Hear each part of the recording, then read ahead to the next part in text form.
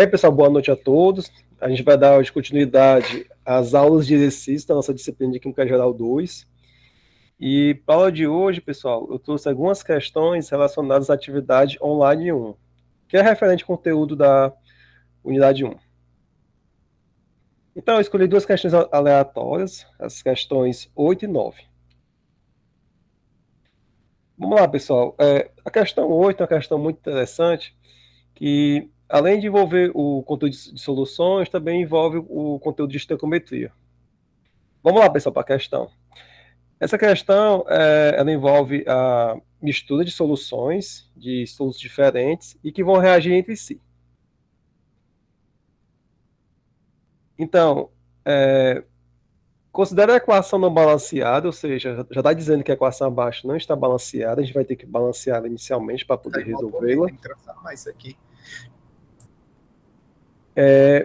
Quantos gramas de hidróxido de sódio são necessários para neutralizar 20 ml de uma solução de ácido sulfúrico com concentração de 0,15 mol por litro? Então, pessoal, está aqui a equação não balanceada, tá certo? E dá uma dica aqui embaixo, uma observação, ó. Fazer o balanceamento da equação pelo método das tentativas, tá certo? Então, pessoal, para resolver essa questão, a gente vai resolver ela em dois passos, tá certo? Primeiro passo, a gente vai fazer o balanceamento da equação estequiométrica. E o segundo passo, a gente vai fazer calcular a massa de hidróxido de sódio. Tudo bem? Então vamos lá, pessoal. Antes de resolver, vamos pegar os dados da questão, né? O que ela quer de fato. Ela quer saber a massa em gramas de hidróxido de sódio, tá certo? Aí ela dá a molaridade da solução de ácido sulfúrico, tá bom? E dá também o volume dessa solução. Ou seja, a gente tem aqui uma solução de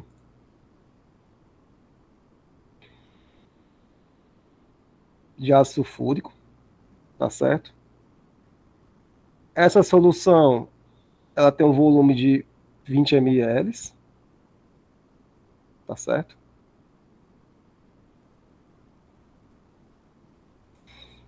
E a questão quer saber qual é a massa, tá certo?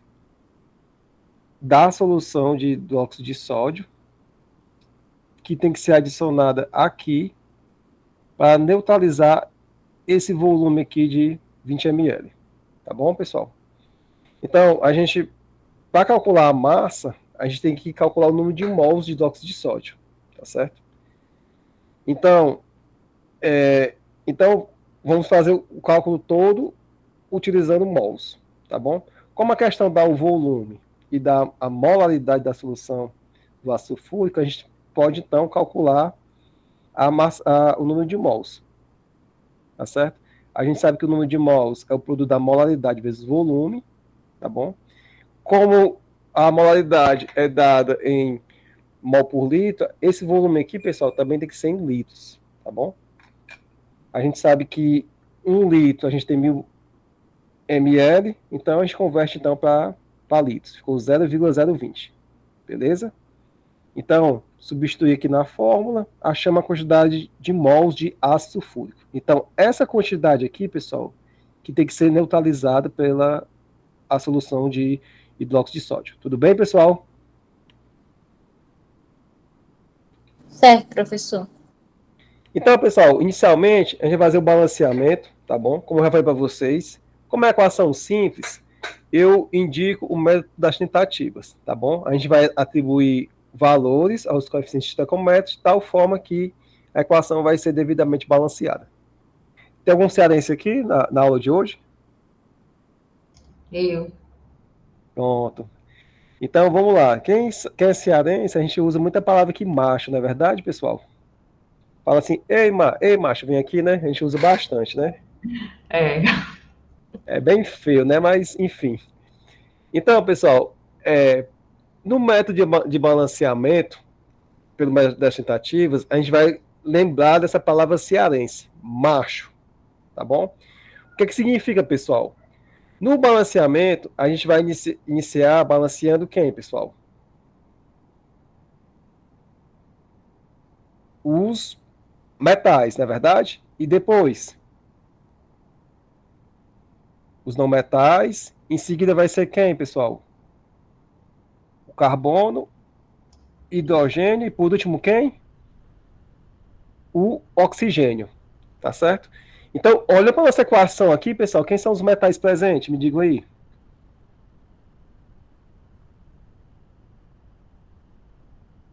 O sódio. Perfeito. Vamos lá. A gente tem um sódio, certo? O não metal presente é o enxofre, né?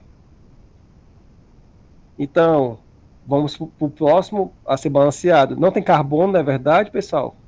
Então vai ser balanceado quem? O hidrogênio. E por último, quem?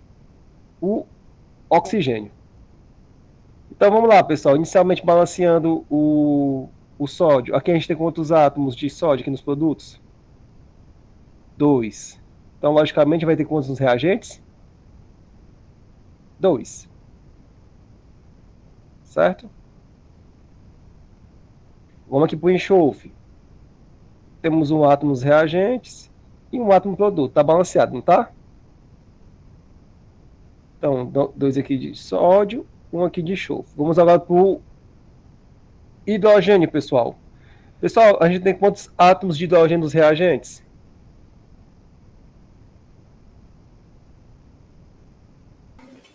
4. 4. Então, para balancear, vamos fazer o quê?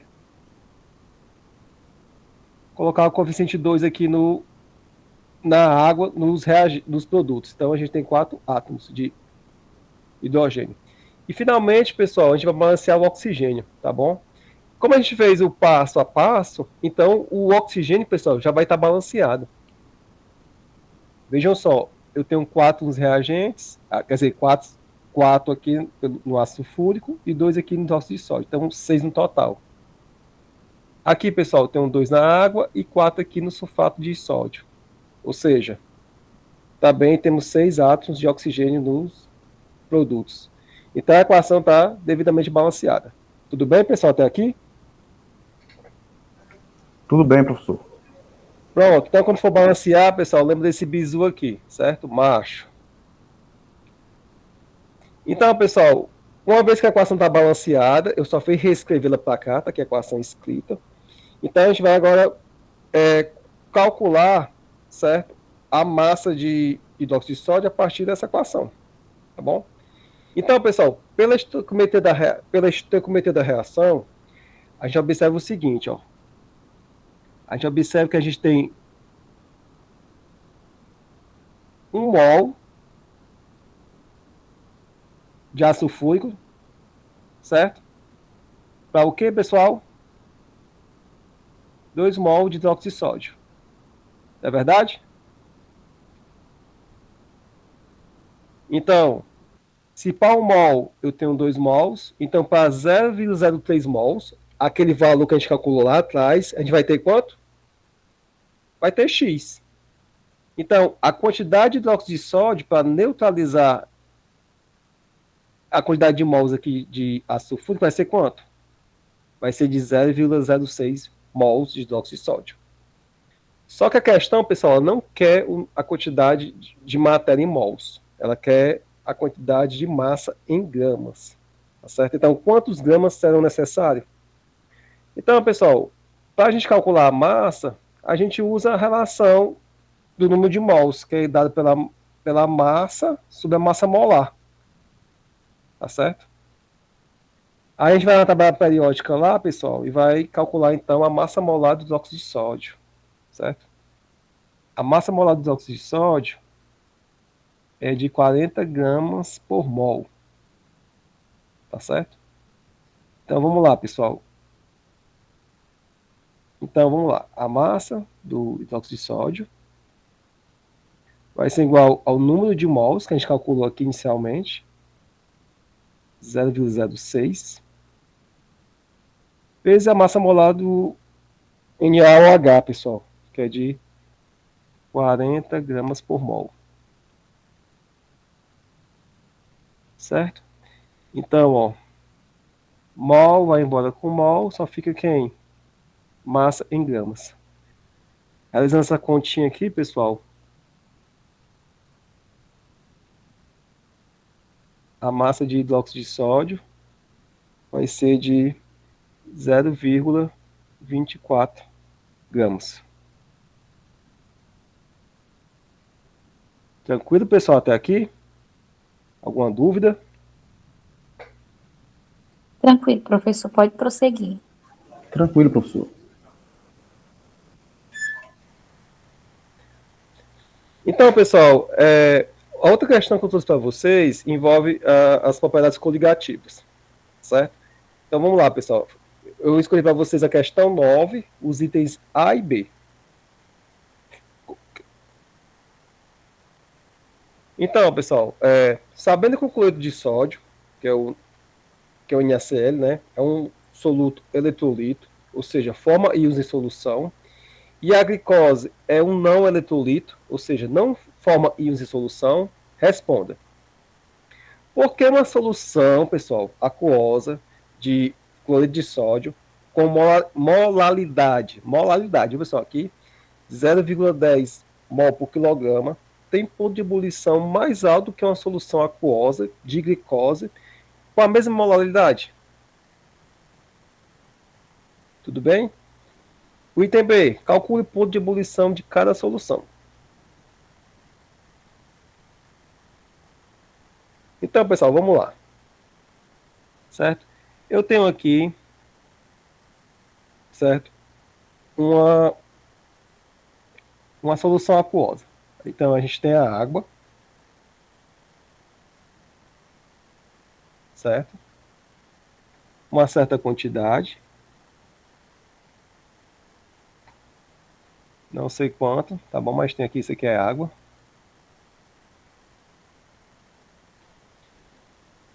Vou aqui desenhar aqui, eu não sou muito bem de desenho não, mas é basicamente isso aqui, né? Tem aqui um bekerzinho, certo? Nessa solução, e dentro desse becker também tem uma certa quantidade de água.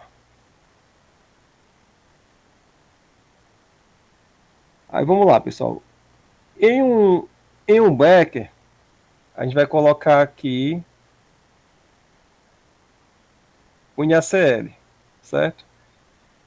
A sua concentração molar, né, molaridade, é de 0,10 mol por quilograma, tá bom? Já aqui, pessoal, a gente não vai utilizar o NaCl, a gente vai colocar o açúcar, tá bom?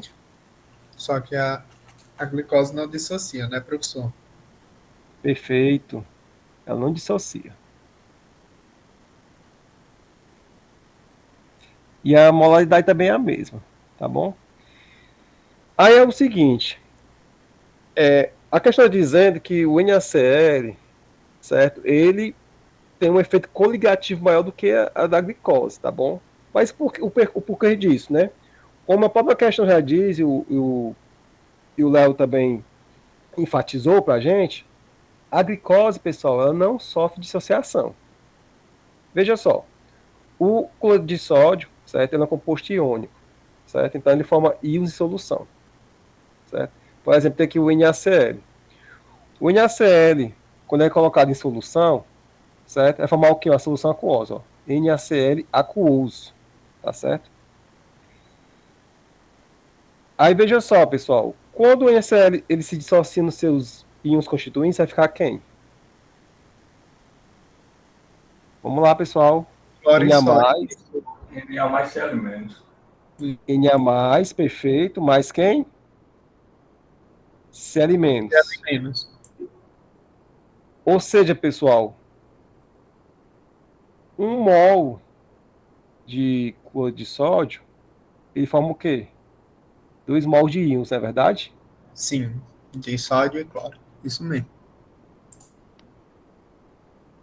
Aí vamos agora partir, pessoal, para a glicose, tá certo? Então, a glicose, pessoal, é um composto molecular, certo? Compostos moleculares, pessoal, não se dissociam em água, tá certo? Então, se eu tiver 1 mol aqui, ó, 1 mol de glicose, de C6H12O6, eu vou ter o que no final? 1 mol de glicose, tá certo? Aí, em termos quantitativos, pessoal, o que que isso representa? Ó, veja só. Pessoal, qual a concentração molar, a molalidade do NaCl? Me diga aí, por favor. Não entendi, professor. Repete. Qual é a molalidade do NaCl?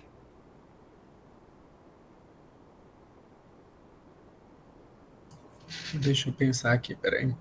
Tá aqui a molalidade, ó. É o 0,10, né? Isso. Não, é isso mesmo, é. Eu estava refletindo aqui, E mas é isso. aí veja só, Léo. Para o mol de NaCl, você tem um mol o quê? Um mol de Na+, e um mol de quê? De Cl-, não é verdade? Então, se eu tenho 0,10 aqui, no início, eu vou ter quanto aqui de Na+?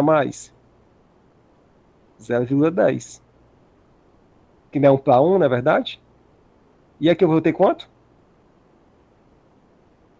0,10 também. Não é isso, pessoal? Já a glicose, pessoal, inicialmente, quando você coloca lá na água, vai formar também uma solução. A concentração é quanto? É um mol. É de 1 para 1, né? Mas a concentração, a Ah, molaridade é tá. quanto? É 0,1 também, né? Isso, 0,1 também.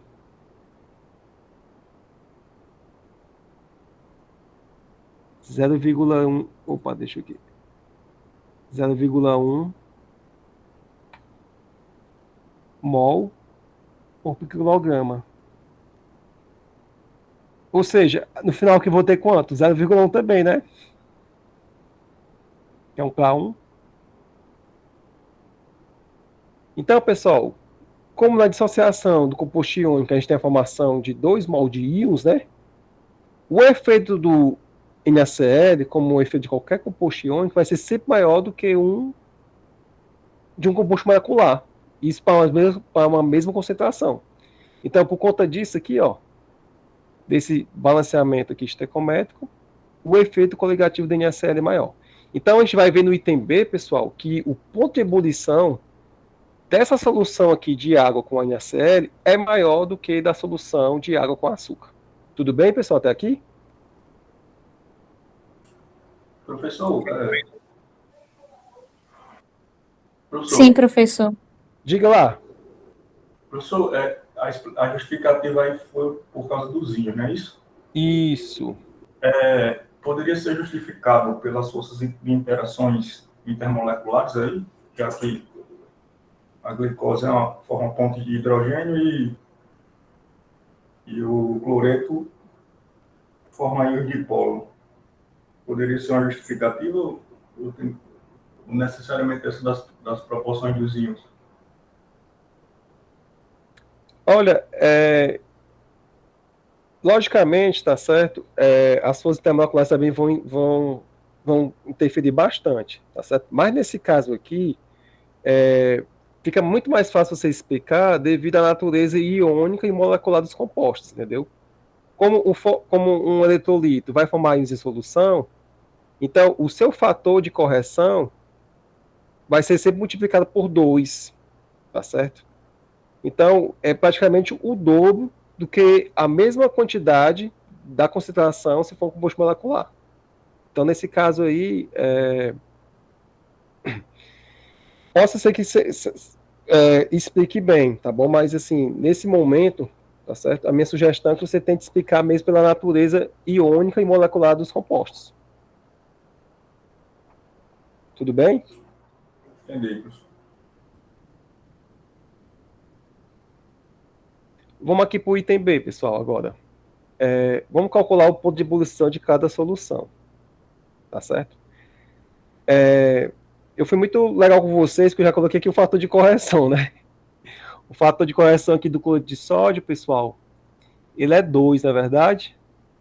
E o fator de correção aqui da glicose é 1.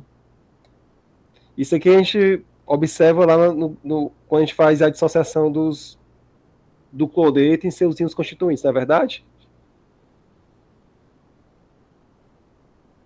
Sim, professor.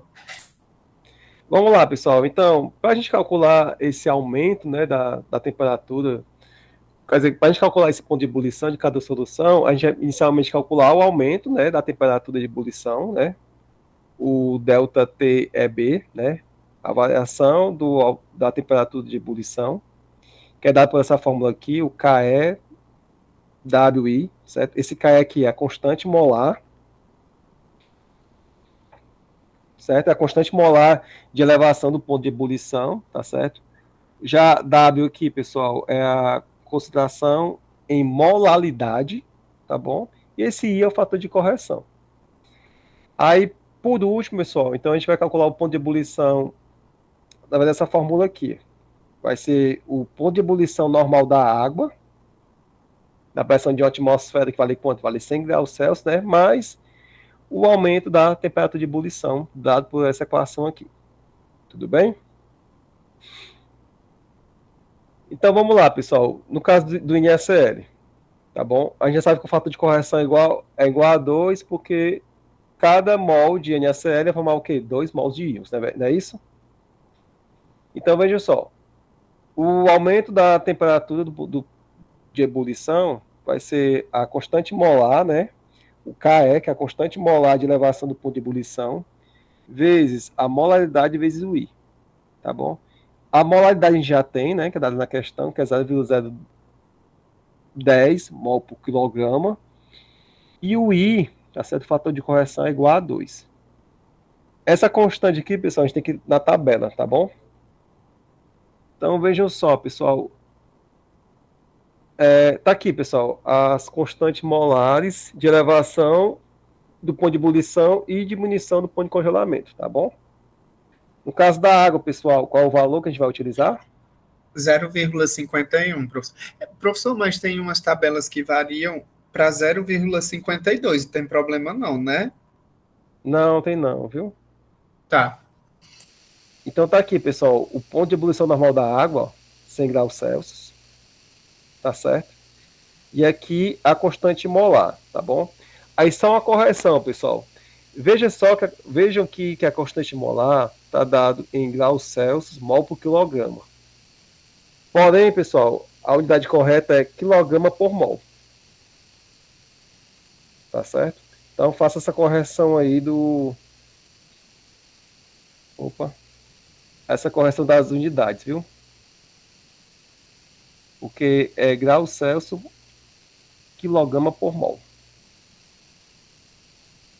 Então vamos voltar aqui para nossos slides.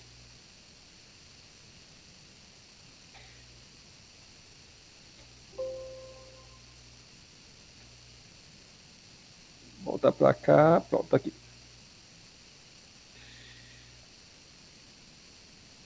Vamos lá, pessoal. A nossa constante molar, que a gente já viu lá, é quanto? 0,51, né? Graus Celsius. Na tabela, pessoal, tá mol por quilograma, mas é quilograma por mol, viu? Quilograma por mol. Certo? Vezes a nossa concentração molar, né? Molaridade, que é 0,10 mol por quilograma. É isso, pessoal. Vezes o fator de correção, que é 2.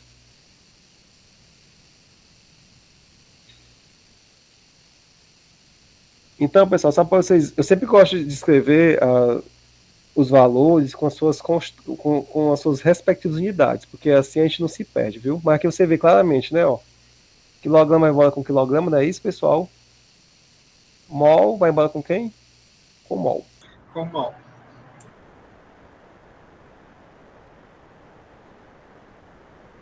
Então, pessoal, ó, o nosso ΔT é B, certo? Nosso aumento da temperatura de ebulição vai ser de... Deixa eu ver aqui no meu papelzinho. Vai ser 0,102 graus Celsius. Tudo bem? Então, a questão é que é o ponto de ebulição, né, de cada solução, ou seja, o nosso novo ponto de ebulição, certo? Vai ser o ponto de ebulição normal da água, né? ou seja, a temperatura de ebulição da água a 1 atm, mais o aumento da temperatura do ponto de ebulição. Certo? Então, pessoal, a temperatura de ebulição da água, a temperatura de ebulição normal da água é 100 graus Celsius, né? Então, somado com o aumento aqui, que a gente calculou no passo 1, nosso valor vai ser de 100,102 graus Celsius. Tá certo? Vamos agora, pessoal, calcular a temperatura de ebulição para outra solução. Certo? Agora a solução com açúcar, com a glicose, né? Então, vejam só. O fator de correção é igual a 1, né? Já viu o porquê disso. Tá certo? Aí, pessoal, o ΔT é B, né? Que é o aumento da temperatura de ebulição vai ser a constante KE, né? Que é a constante molar de aumento do ponto de ebulição, vezes a molaridade, vezes o fator de correção, que é 1. Então, a gente vai substituir aqui os valores, né? 0,51, certo? Vezes a molaridade,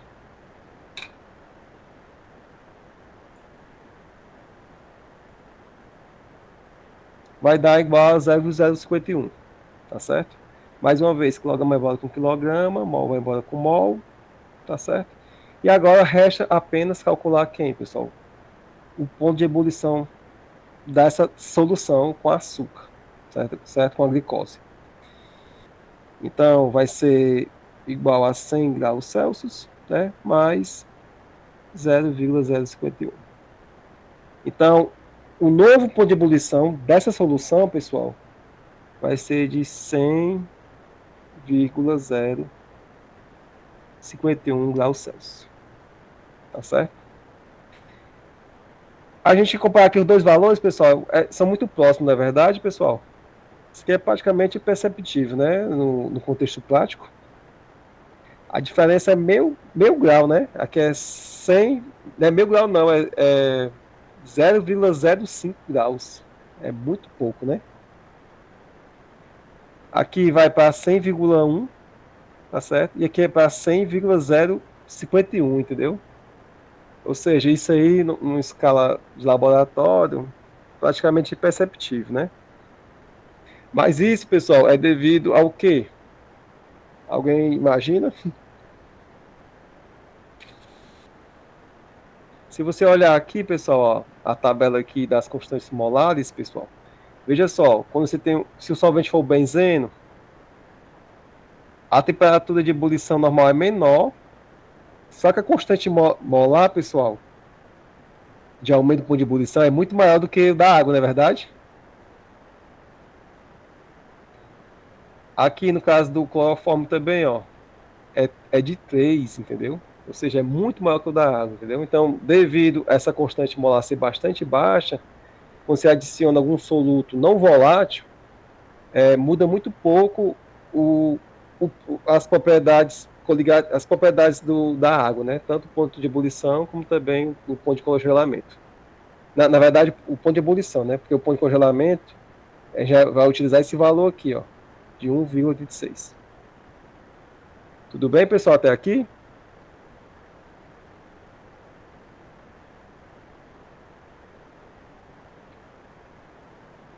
Então, pessoal, só para enfatizar, a gente tem atividade online, tá bom? O prazo inicialmente estava até hoje, mas eu coloquei para entregar até quarta-feira, dia 26, tá certo?